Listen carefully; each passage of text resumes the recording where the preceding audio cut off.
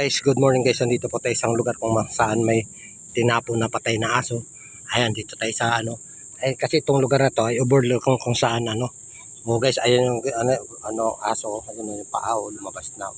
Nangangamoy na guys. Sige guys. Pakita ko sa iyo na bawal dito kasi overlooking to.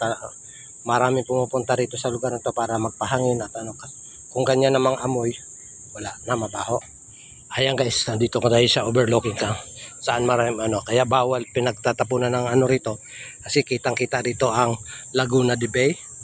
Mga bahay-bahay, ayan ayan doon tinapon. Doon pa rin may isa pa. Mabaho guys.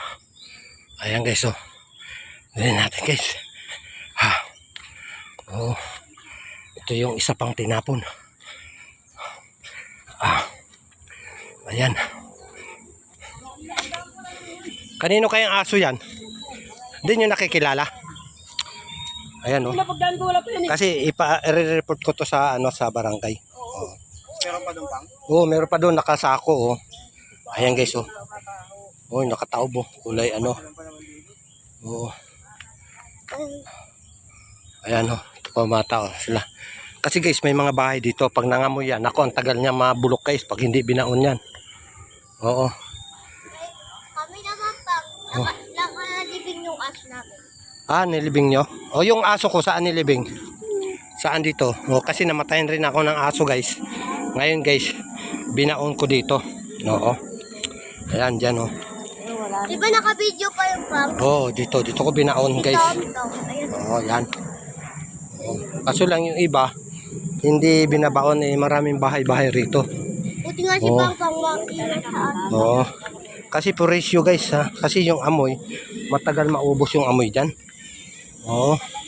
Ayan may ayan guys yung iba manonood para makikiusyuso nandun. Tingnan mo mayroon pa isa dun sa sa dulo. Ayan Sabi ni Pang daw, katawan daw. Guys. Huwag kayo pumunta ron kasi mabaho. Ayan mabaho na yung isa.